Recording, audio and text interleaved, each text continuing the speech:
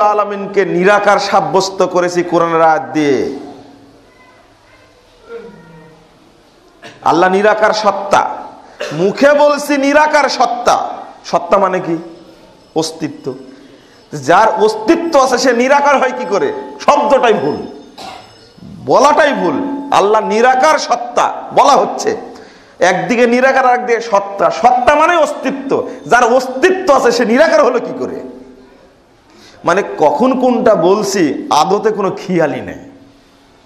আর একদিকে বলছি কি যে আল্লাহ সর্বত্র বিরাজমান, একদিকে বলছি আল্লাহ সর্বত্র বিরাজমান, আর একদিকে বলছি নিরাকার। কেমন হলো কথা? আল্লাহ যেহেতু বিরাজমান, বিরাজমান জিনিস নিরাকার হলো কি করে? বুঝাতে পারছি না আপনাদেরকে, মাথায় ঢুকছে কি? যে জিনিসটা বিরাজমান সে জিনিস নিরাকার হয় কি করে? উল্টা হয়ে গেল কথাটা। বন্ধুরা আমার, দলিল কিভাবে উপস্থাপন করছি না বুঝার কারণে প্রেক্ষাপটটা উল্টা হয়ে গেছে। অথচ রজব মাস আসলে ঠিকই 27শে রজব পালন করি, রজব মাস আসলে ঠিকই সিয়াম রাখি, মেরাজকে উদযাপন করি। তা আল্লাহর নবী মেরাজে গিয়েছিলেন মানে কোথায় গেছিলেন? বংশাল মসজিদে আসছিলেন? কেন? আল্লাহ তো সব জায়গায় থাকে। তিনি গেলেন বাইতুল মাকদেস থেকে, মক্কা থেকে বাইতুল মাকদেস, সেখান থেকে প্রথম আসমান, দ্বিতীয় আসমান, তৃতীয় আসমান গেলেন, সপ্তম আসমান পর্যন্ত, সিদরাতুল মুনতাহা পর্যন্ত গেলেন। এরপরে জিবরিল আমিন বললেন, আর যাওয়ার আমার সুযোগ নাই, এখন আপনি যা পারেন তাই করেন। আল্লাহর সাথে কথা বলতে গেলেন। আল্লাহ যদি সব জায়গায় বিরাজমান থাকবে তা আল্লাহ নবীকে ঘাস কাটতে গেছিলেন? কেন গেছিলেন সেখানে? আসলে একবারে ঘটনা। 3887 নম্বর হাদিস খুলুন সহিহ বুখারী। একবারে ঘটনা, সেটা কি একবারে ঘটনা? মুসা আলাইহিস সালাম জিজ্ঞেস করলেন, মোহাম্মদ তো আল্লাহ তোমাকে কি বললো? বলছে 50 ওয়াক্ত সালাত দিয়েছে আমার উম্মতের জন্য। তো বলছে যে আমি তো আদম সন্তানকে চিনি, তুমি আবার যাও। গেলেন, কত কমালো? 5 কমাইছে। আবার বললেন কত কমালো? 5 কমাইছে। পারবে না, আবার যাও। এইভাবে কয়বার গেছেন? 9 বার গেছেন। কোথায় যাচ্ছেন? মানুষ কত মূর্খ, কত বোকা! মানুষ কত মূর্খ, কত বোকা! আল্লাহর সঙ্গে আল্লাহ নবী কথা বলতে যাচ্ছেন, 9 বার গেলেন তিনি। এরপরে বলছে আল্লাহ সব জায়গায় থাকে। আল্লাহ দৃষ্টি এবং ক্ষমতা সর্বত্র, কিন্তু তিনি কোথায়? আরশে আজিমে।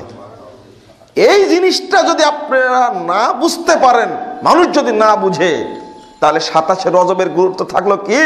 আর রজবেরই গুরুত্ব থাকলো কি? আর মেরাজের গুরুত্ব থাকলো কি? দুর্ভাগ্য, এটা মানুষ বুঝে না। আল্লাহ রাব্বুল আলামিনের পরিচয় আল্লাহ নিজেই বলছেন, আর রহমান আলাল আরশি ইস্তাওয়া। রহমান, আল্লাহ আরশের উপরে। দেখেন, এই যে অনুবাদটা করছেন সমাসীন, আর মরা পর্যন্ত অনুবাদ করবেন না, এটা ভুল অনুবাদ। সমাসীন মানে বসে আছেন। আল্লাহ রাব্বুল আলামিন বসে নেন নয়, ইস্তাওয়া মানে সমাসীন না। ইস্তাওয়ার অর্থ করেছেন ইমাম বুখারী রাহিমাহুল্লাহ, সহিহ বুখারী খুলুন আপনি, এই আয়াতের ব্যাখ্যায় তাবে বিদ্যান মুজাহিদ থেকে উল্লেখ করেছেন, আলা ওয়ারতাফা, তিনি সুউচ্চ হলেন, সমুন্নত হলেন। সমাসীন নয় এর অনুবাদ। মানুষ অনুবাদ করতে সমাসীন, সমাসীন অনুবাদ করলে আল্লাহ রাব্বুল আলামিনের সিফাতের বিকৃতি ঘটে যায়, নাউজুবিল্লাহ। আল্লাহর সিফাতের বিকৃতি ঘটে যায়, নাউজুবিল্লাহ। সমাসীন অনুবাদ করা যাবে না। হ্যাঁ, ইস্তাওয়া মানে সমাসীন। হাদিস আসছে মুস্তাদরাক হাকিমের মধ্যে 5672 নম্বর হাদিস, সুম্মাস্তাওয়া আলাল মিম্বার, আল্লাহর নবী মিম্বারের উপরে সমাসীন হলেন, অর্থাৎ বসলেন। এখানে ঠিকই আছে, কিন্তু আল্লাহর ক্ষেত্রে ইস্তাওয়ার অর্থ হবে কি? সমুন্নত। এটা কিভাবে বুঝাবো আপনাদেরকে? আল্লাহ রাব্বুল আলামিন সর্বত্র বিরাজমান, তার দলিল হিসাবে পেশ করছেন কি জানেন?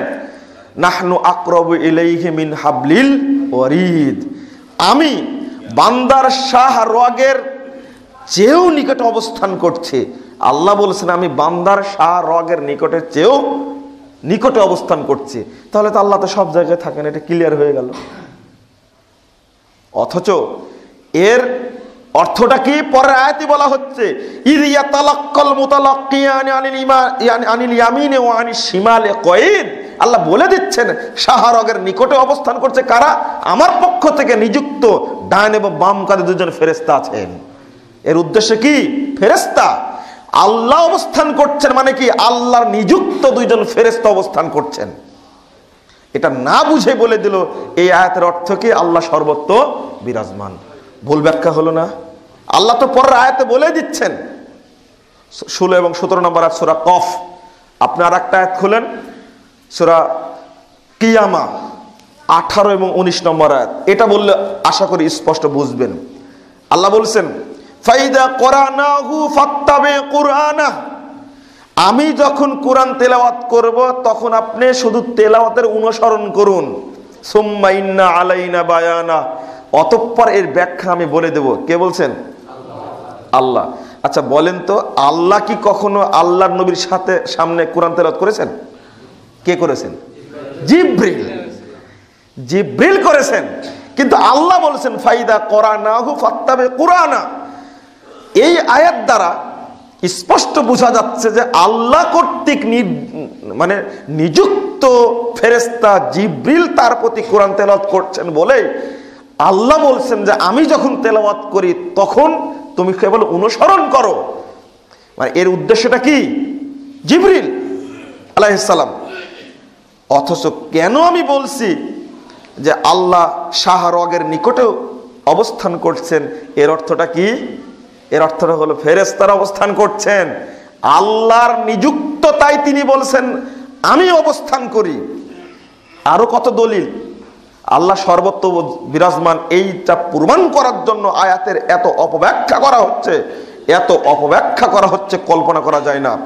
আরেকটা দলিল পেশ করা হয়েছে, মূসা আলাইহিস সালাম যখন ফেরাউনের কাছে যাচ্ছেন তখন আল্লাহ বলছেন যে তোমরা যাও, লা তাখাফা, ভয় করো না, ইন্নানি মাকুমা, আমি তোমাদের দুইজনের সাথে আছে, আসমাউ ওয়া আরা, আমি শুনছি এবং দেখছি।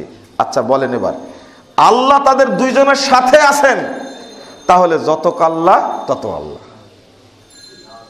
এই আয়াত পড়ে বলেছে যত আল্লাহ তত আল্লাহ। এ দেখো মূসা এবং হারুনের সাথে আল্লাহ আছেন, কত বেকুবি অর্থ।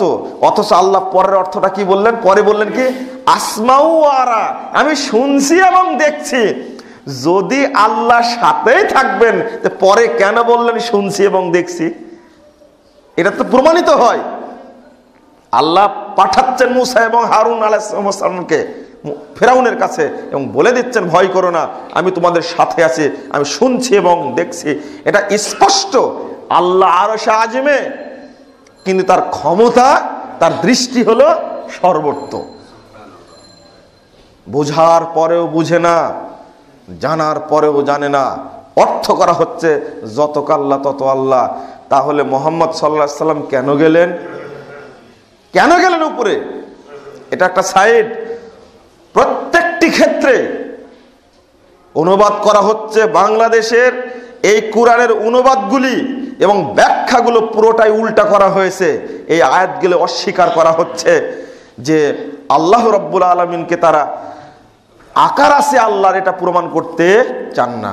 অথচ আল্লাহর হাত আছে, আল্লাহর পা আছে, আল্লাহর চোখ আছে, বিশ্বাস করতে হবে তার আকার আছে তিনি, কিন্তু তিনি কেমন এটা কেউ জানে না।